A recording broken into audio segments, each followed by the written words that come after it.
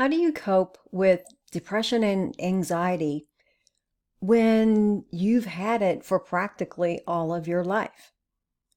Well, if that's you, then you probably do feel like, and it would be understandable, that you would feel like there's just really no hope for you, that there's no way you can get beyond depression and anxiety. Well, today I want to give you some hope. But first, what we're going to do is look at how anxiety and depression are linked. And then I'm going to explain the difference between someone who has anxiety and depression just for a short amount of time compared to someone who's had it for a really long time, even practically their entire life.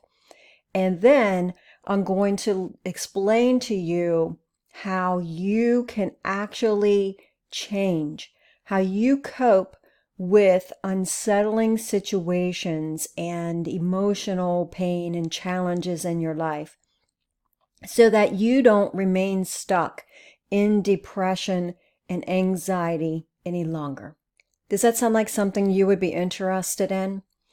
If it would, then let me know in the comments below. And also, if you've been struggled with depression and anxiety for almost your entire life, let me know what that has been like for you. Well, if you don't know me, let me introduce myself. My name is Tawnya Kordenbrock. I am the person behind arenewedlife.com and the creator of the Mastering Emotions program, where I teach Christian women how to rewire their brains so that they can feel closer to God and to others by breaking free from fear, anger, and shame. So right now, would you go ahead and just subscribe, hit that subscribe button so that you can be sure to get more of these teachings and to be notified when I create a new training. Also, be sure to stay tuned until the end because I have a free offer for you, a free resource that I want to tell you about. So now, let's take a look at the connection between depression and anxiety, because actually they typically go together. And I'm sure there are plenty of chemical and neurological reasons why that's so. But we're not going to look at that today. But what I do want to point out to you is how oftentimes the depression that you get stuck in starts with anxiety. So something may happen. Say your car breaks down and you don't have quite enough money or anywhere near enough money to be able to get it fixed, and you're anxious about how you're going to be able to get places, and or if you're going to lose your job and so forth, and your mind just goes on and on, racing with all of those thoughts. And then, as you can probably see, that anxiousness then is going to lead to that feeling of hopelessness and also a feeling of helplessness when you're unable to figure it out. And so when those come on board, that hopelessness and helplessness feelings, then that brings on depression. Now, of course, unsettling situations occur in everyone's life, right? But some people, when things happen, they may initially get upset, may initially get anxious, but then they're able to move on from that anxiousness into coming up with a solution and how to make the situation work. However, if you get stuck in depression and anxiety, then what that tells me is you are a person who, for some reason, from your childhood or your early adult years, you did not learn adequately how to cope with stressors in life, or you learned that the best way to handle things is to just shut down. So this is why you are going to be much more susceptible to both depression and anxiety because you have some learned patterns in how you deal with each of those, which now are keeping you stuck there in those emotions. So now let's take a look at the differences between short-term and long-term depression and anxiety.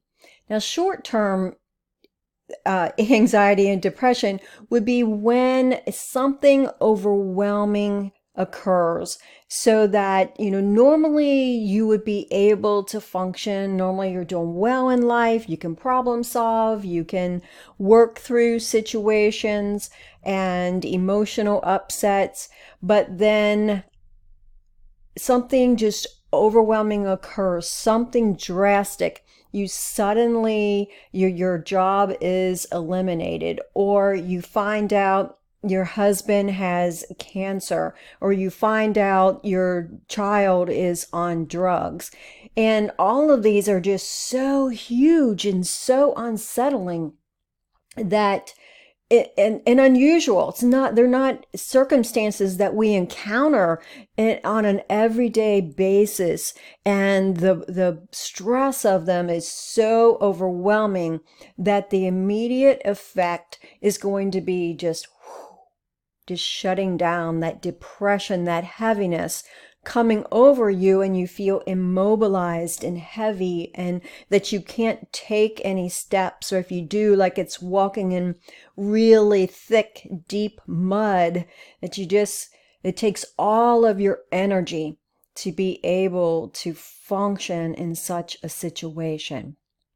This is totally different from someone who has had long-term depression and anxiety. Now, these are referred to also as chronic depression and anxiety. So if that is you, then what you can know about yourself, what you need to know is that you have definite patterns of coping with emotional pain and the upsets in life.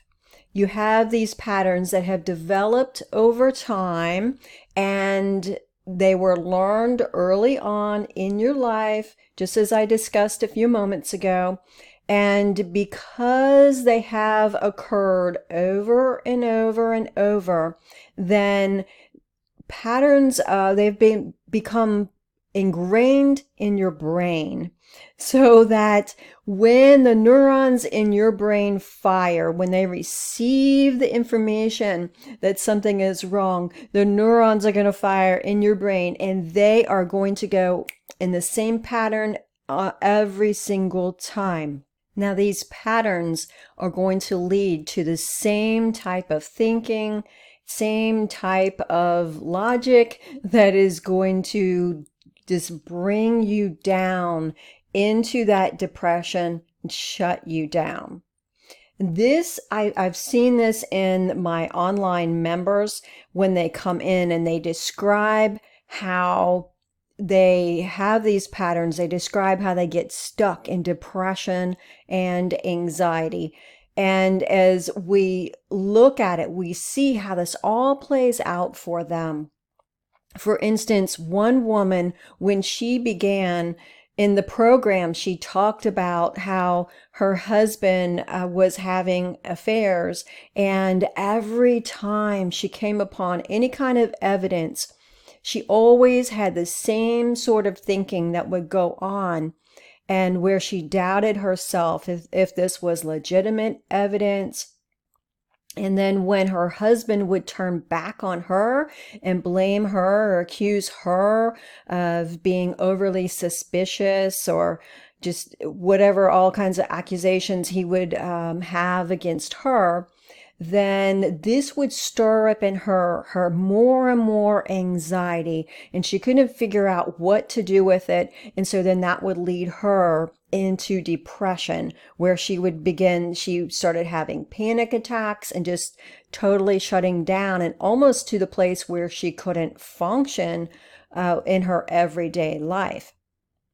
Now, she is no longer in that place because she's worked through my program, but another woman, tell you about another woman also, who every time she encountered someone's disapproval of her, then she would also get anxious and kick into gear and trying to fix the situation, but actually she was making it worse. And then because she wasn't getting anywhere with it, then she would also go to that place of depression, of blaming herself, and then having that shut down. So how can you learn to cope with depression and anxiety? Well, first of all, I want to kind of address the term cope with depression and anxiety, because when I hear that, my first thought is that there's almost, even with that term, there's a hopelessness with it, in believing that you are stuck with these emotions for the rest of your life, that there's really not much you can do about it, and how can you just minimally move along with it and survive. That's what comes to my mind. And almost like depression and anxiety kind of just fall on you from the sky, and that you have, they come upon you suddenly and from out of nowhere, like you didn't expect it. And now here you are, you're stuck carrying this heavy load of depression. So what I am hoping that you will get from this teaching today is the understanding that that isn't your only alternative. Because really, your goal needs to be not just to be able to plod along and survive, but instead, your goal needs to be to change how you cope with the stressors in life, with the emotional hurts and upsets that come your way. And so that the result would be that the intensity of your anxiety and the intensity of your depression is instead of being up here and overwhelming, is going to come down, gradually come down. You work toward decreasing that through time and through your work. And also, not just the intensity of it, but you want to be able to decrease the length of time that you experience this. Instead of it lasting for 2 weeks, if you were to get anxious and then it go into depression, then instead of it lasting 2 weeks, it might only last a day, or possibly even a couple hours, or maybe even 5 minutes. Wouldn't that be wonderful? But that is possible. It's absolutely possible. This is what I am seeing with the women who are in my program. And you know what? I'm going to be truthful with you. It's what I've seen in myself. This change that has occurred within me, because I am doing what it is that I'm going to be teaching you to do. And I grew up in a family with alcoholism, and I was sexually abused as a child. There was chaos in growing up, and I had these definite patterns that developed within me that caused me to have a lot of anxiety, a lot of insecurity, and then that would lead to depression. People didn't always know about that depression, but I did have it. And so as I have been rewiring my brain, and also as a Christian using scripture along with that to renew my mind, then, and with the Holy Spirit empowering that, it's been incredible. So now I still get upset. I'm a human being. I get upset, I get nervous, I get anxious about some things. But I apply these principles. And so now I don't get stuck there like I used to. I don't have that deep, deep depression. When I do get depressed, it's not lasting hardly any time at all. I'm able to bump out of those emotions and not get held captive by them. To be able to bump out of them and to be able to move on with life, to be able to enjoy it. Does that sound like something that you would like for your life? So one thing I want you to start doing today is to look at your own pattern of how you respond. And you're going to have to slow down enough to be able to describe this, to be able to say, this is what I do every time. Of when I am upset, when something occurs and I'm upset, what is it that I tell myself? When anxiety comes, what thoughts does that trigger within me? And especially be on the lookout for things that you say that sound hopeless. And then also look at thoughts that condemn yourself and say that you're no good or you're incapable.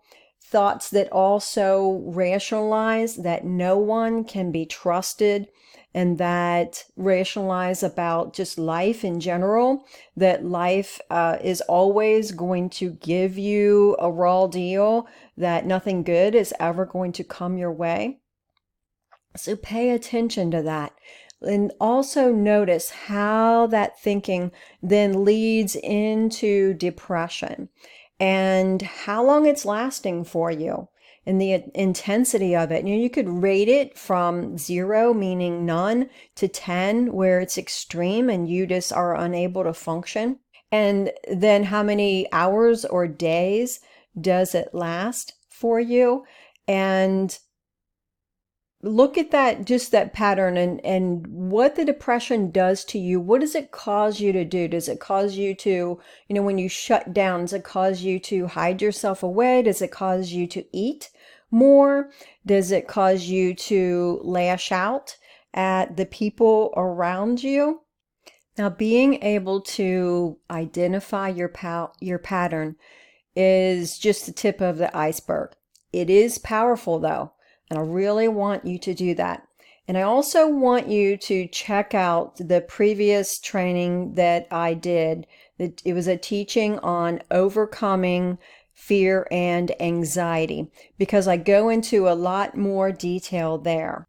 And once you have both of these together, that's going to give you a whole lot better understanding of how you can bring this change into the patterns of how you respond to emotional upsets. So in this teaching, what we've looked at here is that definite connection between anxiety and depression, and how anxiety often leads into depression.